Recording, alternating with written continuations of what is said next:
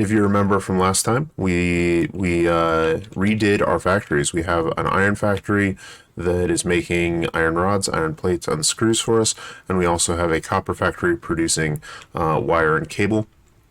Our goal today is to build up structures around these. Now, we need a little bit more time before we're ready to do that because we don't have enough fix-it coupons in order to do that. So we're sinking a whole bunch of cabling here, but we're going to need a little bit more time to do that. So I figured in the meantime, what we could do is make a couple other little improvements around our base. The first thing we can do is do some more research. We can get the dye gun and settle on a color scheme for our base structures, and then work on our milestones, and in particular take a look at jump pads. We also have the option of starting work on our next factory, which is going to be a factory producing reinforced iron plates and rotors and possibly modular frames if we can do that. We've got some nice iron over there, which is the necessary component for all of those. So let's get into it. All right, so the first thing we're going to do today is here at the MAM, we're going to get started with some research. Now, we don't have any more hard drives, but we do have some other areas we can research. We could look into the rebar gun, but I think that's something we're going to hold off on just a little bit. Instead, I want to get started with the flower petals, and we're going to go ahead and research the color gun first. Now, that's going to take about 5 minutes, and while that's going, let's go ahead and take a look at what our next milestone might be. We have two options right now, and that's jump pads and Logistics Mark II. Logistics Mark II is nice because it gives us faster conveyor lines. That's really the big thing that it gives us. The stackable conveyor pole is also nice, so that we could have multiple conveyor lines running through the same vertical space. But the issue with this is that the conveyor belt Mark II actually takes the reinforced iron plate as sort of the base item of that conveyor belt, and we don't have a way to mass produce those yet. And so until we get that, we can't really take advantage of that. Now, the jump pads are nice because they are a little bit easier to build, and they give us a nice, easy way to get around our factory quickly. So I think that that's what we're going to start with here. Now, this is going to take 50 rotors, and we don't have a way to automate that either. So I think what we might do next is go ahead and try and tame these iron veins up here to produce a rotor factory. And then while we're doing that, if it's convenient, we can also look at doing a reinforced iron plate factory so that we can get that other milestone knocked out, and so that we have easy access to these resources in the future. We have 4 impure iron veins up here, so a total of 120 iron ore per second, and that should be great for our needs. All right, so I've been taking a look at the assembler and the constructor, trying to figure out what we should do as our first new factory over here. And I think what we're going to do is the reinforced iron plate, and we're going to aim for a full efficient, like a single full efficiency, 100% no waste reinforced iron plate assembler. The reason for that is because that's actually really convenient. We need 30 iron plates per minute and 60 screws per minute. Now, those are weird ratios because if we look at our recipes, if we look at the iron plate, a single assembler can produce 20 per minute. If we reduce that to 15 and make 2 constructors, each producing 15, that'll give us the even 30. And that will reduce our iron. That's a 25% reduction in production off this base recipe, which means it's also a 25% reduction in material cost. And so we can reduce the number of iron ingots coming into 22.5, because that's if we pull up our handy dandy calculator here, if we need 30 iron ingots to make 20, then we can multiply that by 0.75 and see that will take 22.5. Now, 2 constructors, let's go ahead and wrap those in brackets and then multiply that by 2. And you can see that that is exactly 45 iron ingots, or 45 iron ore that we're going to need. Now, the other half of this is the screws, and the screws are trickier because they give us 50 per minute, and if we look at the recipe, you can see that we need 60 per minute. So, again, we're going to need at least 2 of these constructors, and 2 constructors means we need 30 per minute. So if we take the ratio of 30 over 50, that's 0.6, and our cost is 12.5. So if we go back into our handy-dandy calculator here, and then we add to that first quantity a second quantity, which is 12.5 times 0.6, and then that times 2, then that gives us exactly 60. And that is wonderful because it means we can harness a single normal iron vein or 2 impure iron veins and make a perfectly efficient system here. And so that is what we are going to be doing here. I did notice that our research over at the MAM is done, so let's pop on over there and see what we have and grab some berries on the way. All right, as we approach the MAM here, we can see that our color gun analysis is complete. New equipment unlocked. So we can take a look at that. And that should also open up a new research panel for the color cartridges, which takes only 100 panels and should be done almost instantly. So let's go ahead and knock that out. Should be nice and easy. Done. And I think we can go to the, yeah, here. So here we can make our color gun, which takes some plates, some screws, and some wire, which we can go ahead and just craft one of those up real quick. And then I think we're also going to have to craft some cartridges so we can actually apply the colors. Let's go ahead and equip that. All right, and so I believe what we can do is we can choose a different color palette based on these, and we just select the one we want. And I believe we can also edit these color palettes, but let's go with this this gray and green one to start. And then we can point at a machine we want to change, like our hub here, and we just fire the gun, and it changes the color and the paint job on it. Looks like it doesn't change the spaceship, so that's neat. But we can do this with a miner. Nope, are we too far away?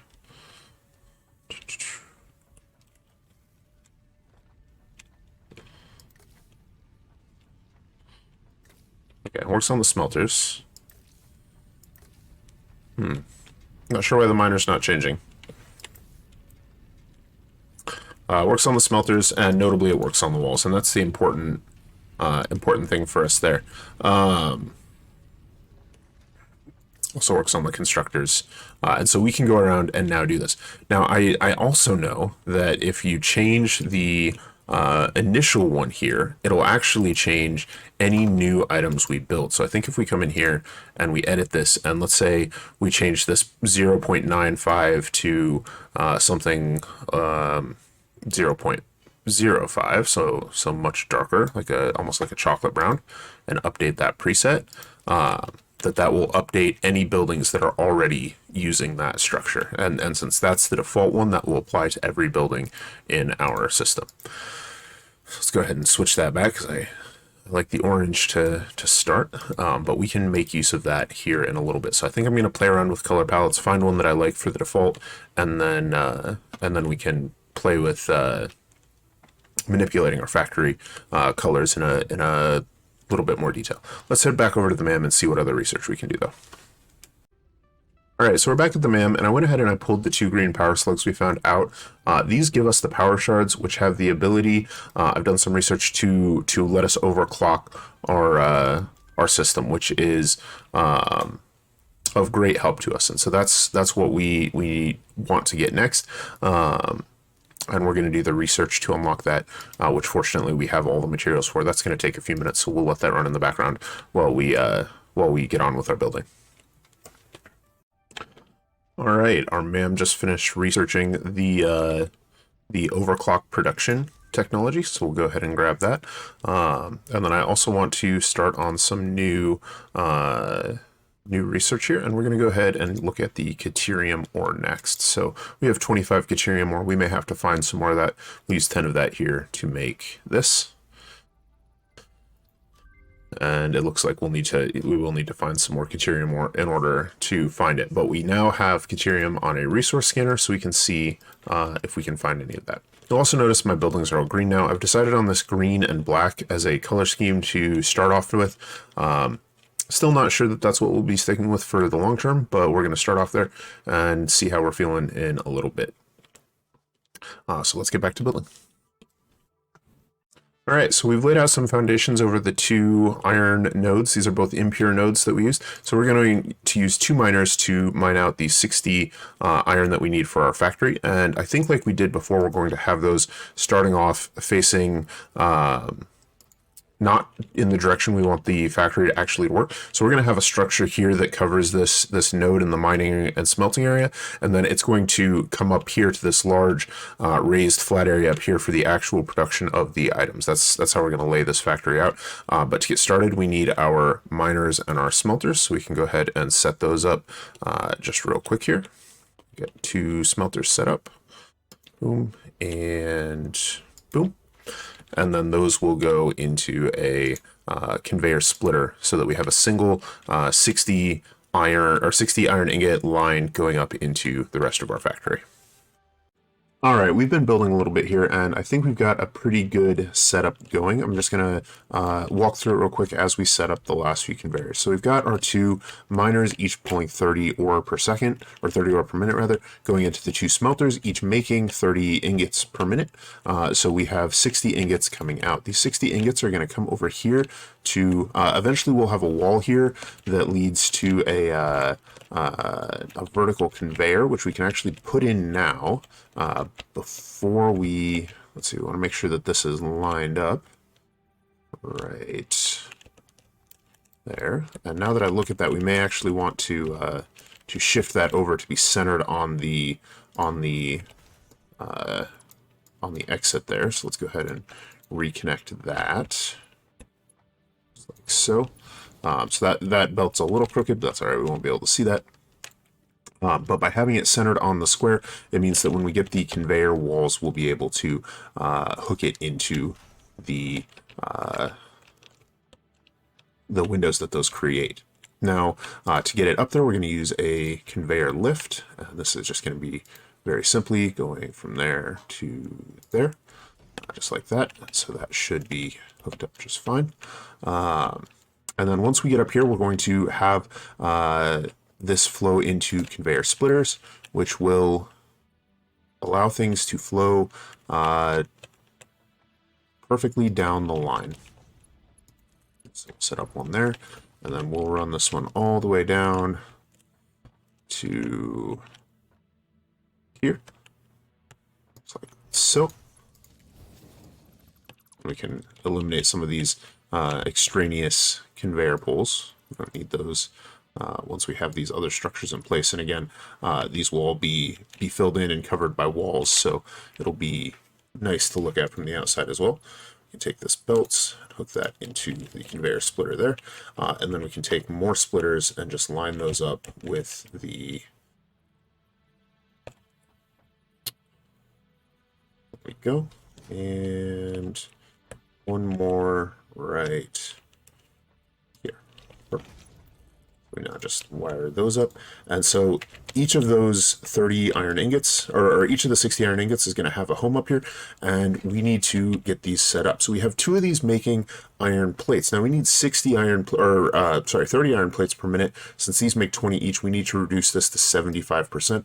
Because we've unlocked overclocking with the green power slug research, we can set that to 75% there. That'll drop our target production rate down to 15 per minute, and that will be just fine. And we can do that on 2 of these, 75%.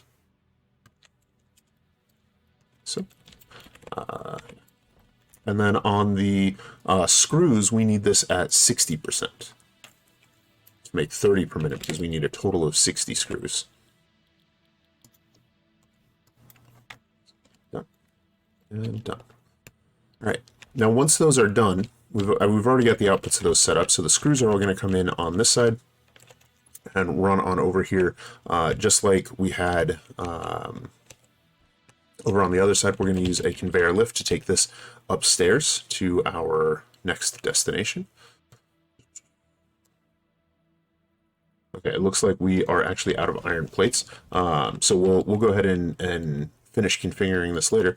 I don't have ladders yet. That's something else we'll have to unlock from the awesome shop. But we're making use of this watchtower to get upstairs, where we have a single assembler, and this assembler is going to take the inputs from the screws and from the plates in order to make the reinforced iron plate. And because of our ratios should be perfect, this assembler should not need any more tuning, and it should produce at full efficiency right out of the gate. All right, so we've been playing around with this. We did go ahead and run over and grab the windowed walls and the door walls. The door walls aren't perfect. Later on we'll be able to get conveyor walls, which fit better the conveyors coming through the wall here. The door walls have this little gap at the bottom, but the door walls actually look pretty good and serve the purpose and were a heck of a lot cheaper than the conveyor walls. So we're using those for now while we continue to build up a stockpile of those awesome tickets. But we were able to put the outside shell on this building. We went ahead and did a smaller upper chamber for the assembler, and you can see we've got our two lifts bringing up screws and iron plates there. We also have a doorway for access here. We don't have a great way to get into the upper building yet, so we're continuing to use our watchtower here, which we can then use to leap over here onto this platform. Let's go ahead and add in another door wall right there. And so in here you can see we've got our assembler. It is producing at 100% efficiency there and is producing 5 iron plates per minute. Those then come on around here, around this corner, and down into the storage chest below. We've got this upper platform area. Once we get railings, I'm going to put railings on some of this and probably on the roofs of these as well, because I like the way those look. But I think that this is a great iron plate factory for the early game. And I'm really happy with it. All right, so we've finished up our factory. I went ahead and put a shell on the iron factory. I'll go through that a little bit later. But I wanted to get started on the rotor factory because that's really the last thing we need from this tier in order to build both the assembly parts that we want for the advancement to the next tier, as well as to unlock and make use of jump pads and advanced logistics. So we're going to go ahead and do that. Now, this is actually a little bit tricky because we have 60 iron ore remaining that we can draw from the ground here. And I was doing some math on it and looking at the assembler here and came to the conclusion that if we look at the recipe for a rotor, it takes 100 screws per minute and 20 iron rods per minute. If we look at the constructor then and see what those recipes require, let's see, can I get that someplace where we can look at it? There we go. The iron rods take 15 per minute, which means we would need 22 and... Let me think about this. Sorry, we would need exactly 20 iron rods in order to make that. That's no problem. That's nice and easy. But the screws are interesting because we would need 25 screws per minute. So that gives us 45 iron. So we definitely have plenty of iron to run a single assembler at full speed. However, that does waste 15 iron, and we could put up another constructor to make more iron rods or plates or whatever we want with that. But it's a good modular design to have each factory do only one thing. And so I want this factory to be producing rotors and only rotors and not have the extraneous sort of products being there. And I also don't want to have the waste of that extra 15 iron. So I got to thinking about this and trying to figure out what to do. And I think the best thing is actually going to be to make 2 assemblers and run them at a reduced speed. Remember, we can reduce the clock speed of this. And so if we tune this down to, instead of requiring 45 iron per minute, only to require 30, running it at 66% speed, we could actually run 2 assemblers and make full use of that iron vein. So that's going to be our plan here. And we also have another problem with this, and that's that we sort of used all the available real estate around here in building our reinforced iron plate factory. There's these large rocks behind there. We want to keep the road clear here because, as I mentioned previously, I think we're going to run some vehicles and some train tracks there, and so we don't really want to build out And up here, this is a large sloping terrain, and there's not really any flat area. You'd have to build up quite a ways in order to create a large enough flat space to make use of it. However, up here on the cliffs behind, there is a fairly large flat space. And this is a great place, I think, where we are going to build a good chunk of our rotor factory. So the plan is I've laid out foundations to cover the veins. I'm going to put some miners down. I'm going to build up a tower above those and have the smelters. If I can fit the smelters on the first layer, I will, because we don't want to waste space.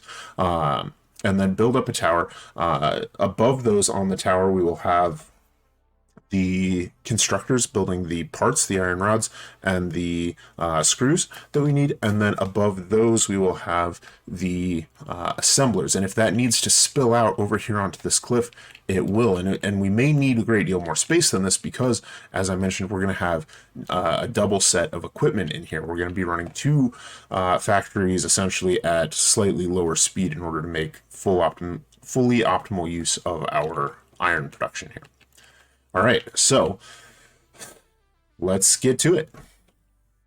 All right, and that is another factory all complete. This is going to obviously need a little bit of tweaking, and there is one efficiency problem that I discovered right as I was finishing this up, and that is that our screws, we are putting 135 of them on a belt. Unfortunately, right now we only have the Mark I belts that can only haul 60 items a minute. Very soon we'll be unlocking the Mark II belts, and so we'll be able to upgrade those. But we are still going to have a minor efficiency problem there until we get the Mark III belts sometime later.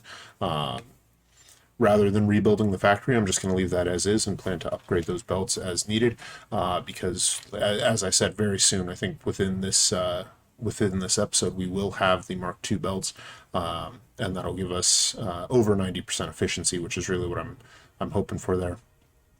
And then we'll be able to upgrade that to hit that full 100% efficiency that we were looking for. And so there we go. We'll put an outer shell on this, and then we will be done with our rotor factory.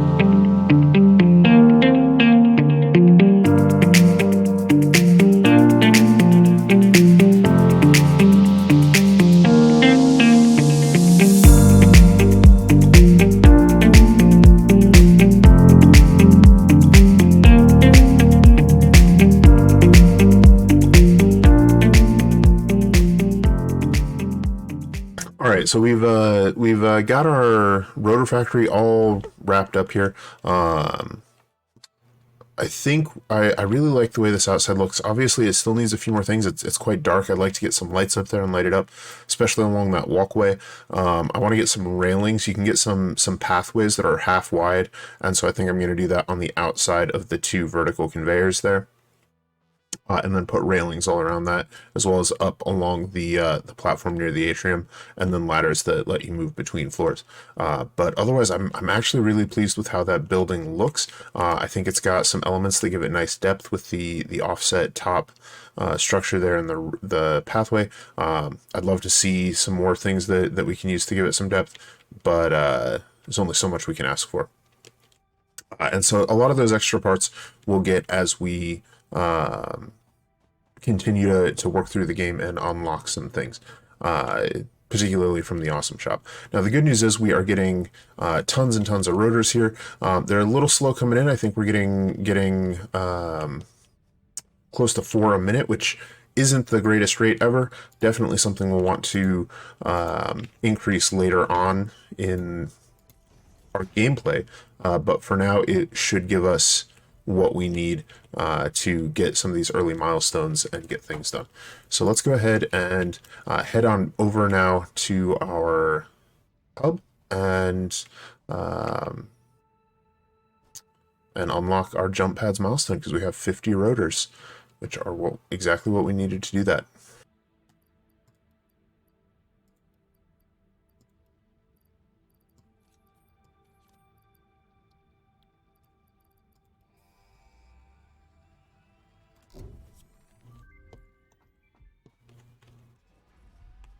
Milestone reached. Several buildings aimed at factory traversal can now be accessed in the build menu. Caution is recommended during use of these products. Alright, so it looks like we have jump pads, new category transportation. Jump pads require rotors, plates, and cables, and then the jelly landing also requires 200 biomass. So that biomass is actually going to be a something we need to watch for, but we can definitely build some jump pads to give us a little bit easier access to different parts of our factory, particularly up to the roof area, so we don't have to rely on climbing these towers to get up there. So let's go grab a couple more rotors and try some of these out.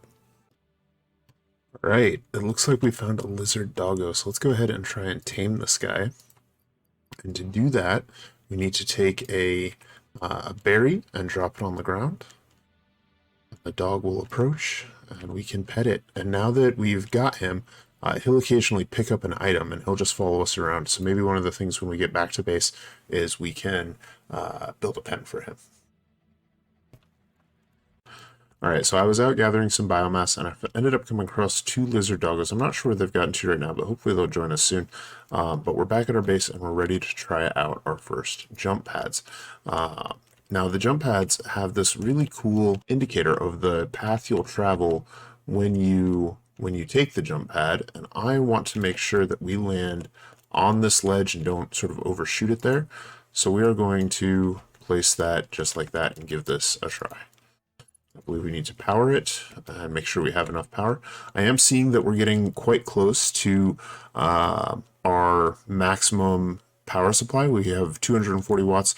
We can hit a peak of at most 220, which means we need to probably start prioritizing looking for more advanced sources of power.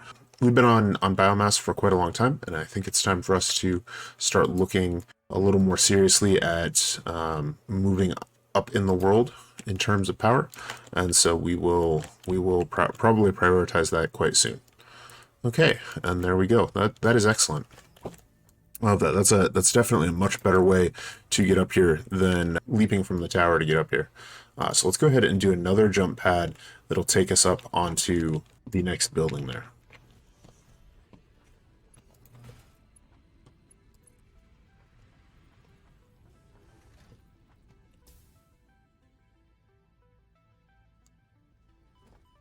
So we still take a little bit of damage from that, but not very much. And it's definitely a quicker way to get up here. I think that's an acceptable way to do things. So I think we are good on that. The last thing I want to do in this episode is complete our milestone. And so let's go ahead and pop down to the hub to get that completed, and then I'll probably upgrade the conveyors in my rotor factory, because they're waiting for the quicker belts in order to produce at full capacity or closer to full capacity. All right, logistics Mark II ready for launch. Let's head on over to the rotor factory and upload those Versions of conveyor belts and conveyor those belts belts. are now accessible. To encourage additional verticality, conveyor poles now have a stackable variant.